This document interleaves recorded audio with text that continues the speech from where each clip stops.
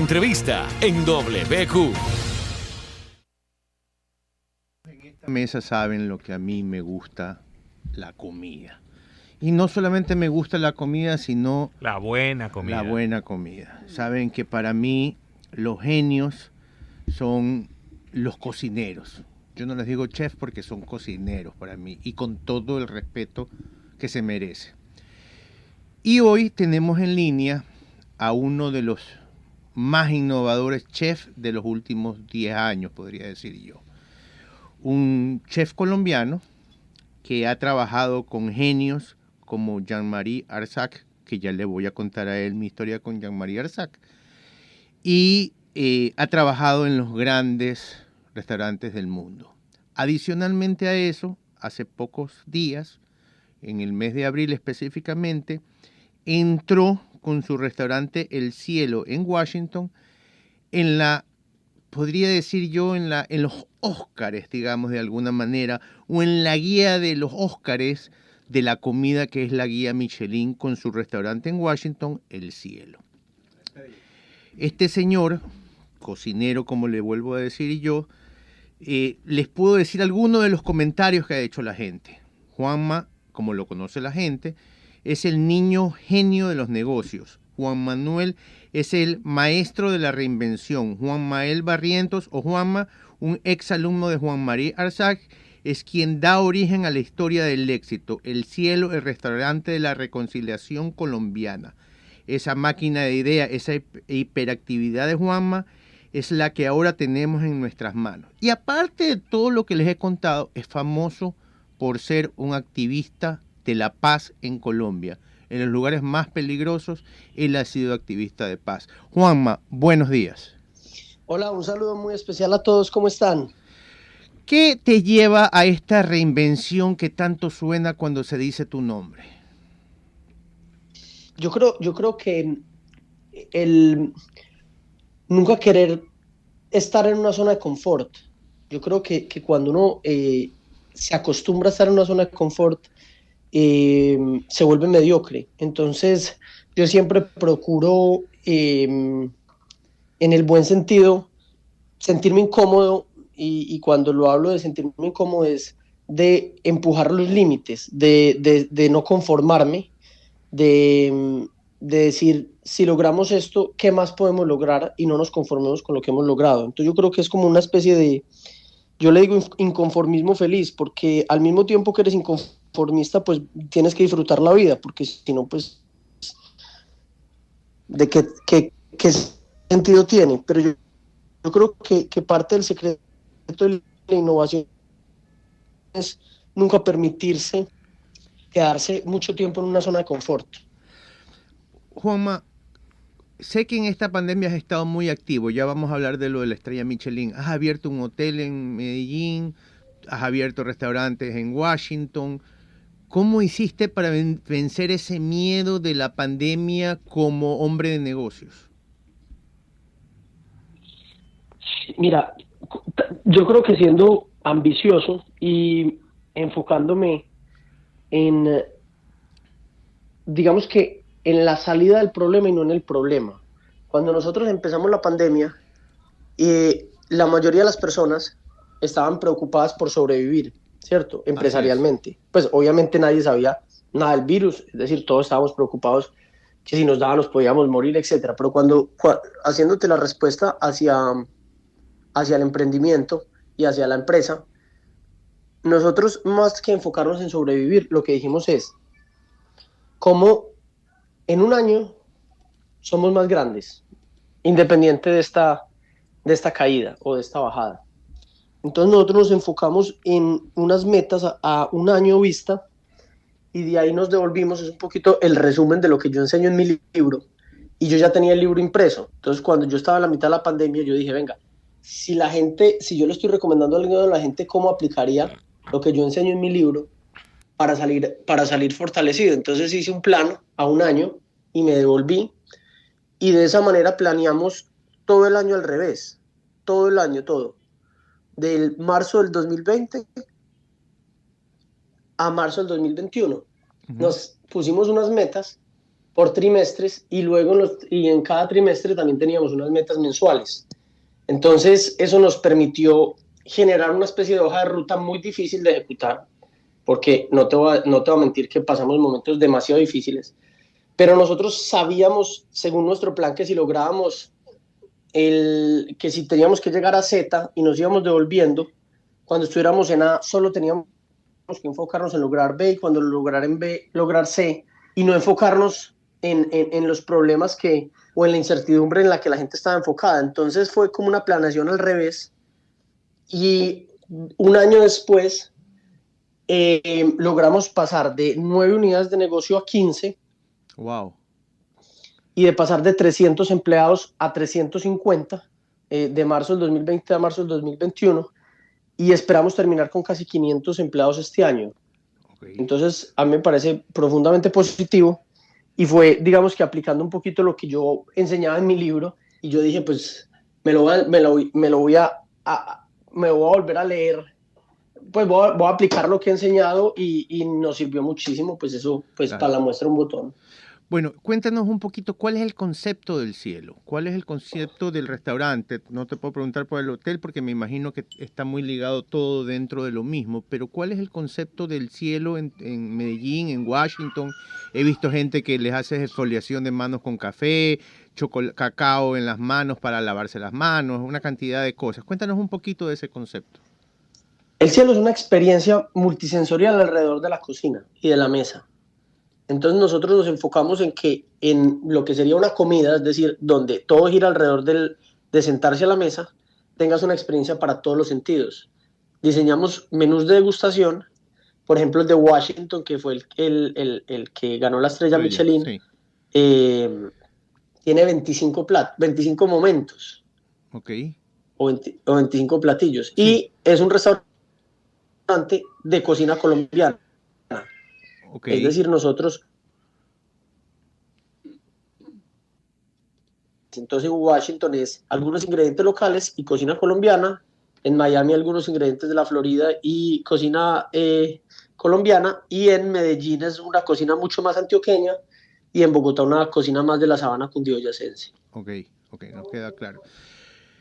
¿Qué y cómo fue este recibimiento de la estrella? Cuéntanos si es verdad eso de que ponen un cubierto en el piso cuando llegan los jueces, los pudiste reconocer, sabías que te iban a ir a visitar. ¿Cómo fue esta experiencia? Cuéntanos un poco.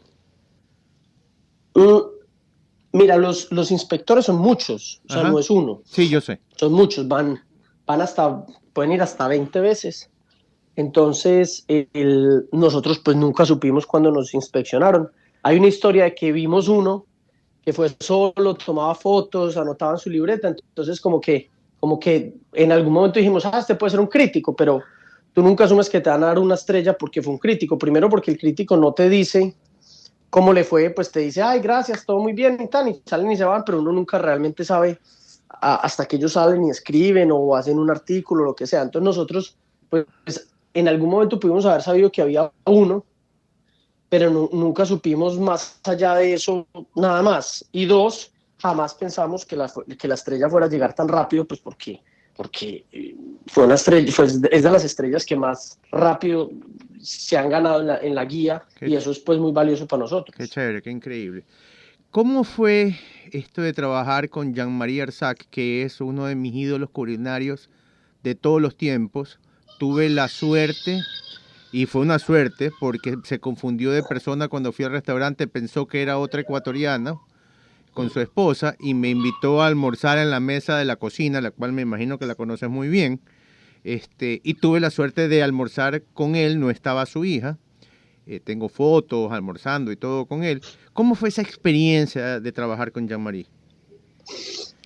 Para mí fue como un despertar en lo que se llama la restauración o la alta restauración, es decir, entender el 360 de cómo funciona un restaurante de alta cocina por dentro. Yo creo que eso fue lo más importante y valioso, y evidentemente el tema de mezclar la cocina de vanguardia con la cocina local fue otro de mis grandes aprendizajes.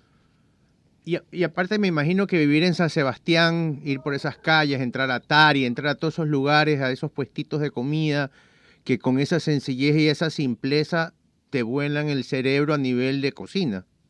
Total, eso era como un cuento de cocinero, porque pues uno sale en el turno, yo salía en el turno como a las 4 de la tarde, a las 3:30 y volvía a las 5. Entonces siempre me iba para el Casco Viejo a buscar sitios de tapas pues y a conocer la ciudad y a salir después los domingos en las tardes a los pueblos o los lunes, cuando, pues dependiendo de la temporada. Entonces era, digamos que muy bacano porque realmente ahí es donde se cocina gran parte de la historia moderna de la cocina de España. Entonces, pues era muy, muy bacano. Claro, en la parte, en el País Vasco la cocina es espectacular y hay muchos restaurantes que tienen estrellas Michelin. ¿Qué viene para Juanma? ¿Qué viene para el cielo? ¿Qué viene para Colombia en el tema gastronómico? Yo creo que en el tema gastronómico, desde la cocina colombiana, yo creo que seguir trabajando todos los cocineros que venimos haciendo un trabajo muy bonito durante muchos años, porque esto no es un trabajo solo mío, sino de muchos cocineros de Colombia que en cenas por el mundo, en embajadas, en invitaciones a restaurantes muestran nuestra cocina. Yo creo que hay que seguir con ese trabajo. Creo que hay que seguir con el trabajo interno que esos mismos cocineros hacen o hacemos, de investigar las regiones, de rescatar recetas, de reinterpretarlas, de entender un poquito nuestro territorio y volverlo como a abrazar, porque en cierta medida nosotros la guerra a los colombianos nos había robado el campo. Ajá. Entonces, en los últimos 20 años ha sido también una recuperación muy bonita del campo y de toda esa información que había ahí y que está plasmada en las recetas, en los cultivos, en las culturas. Entonces yo creo que seguir recuperando el campo es algo desde la filosofía y desde la práctica muy, muy bonito.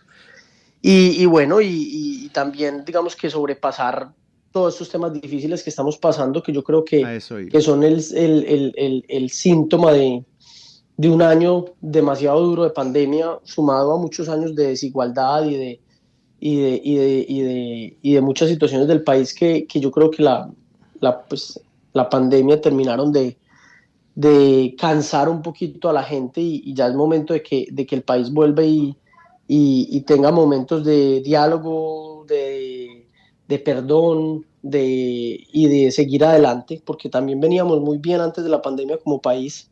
Yo creo que es momento de recuperarlo, de reencontrarnos como colombianos y como hermanos y de volver a reactivar el país.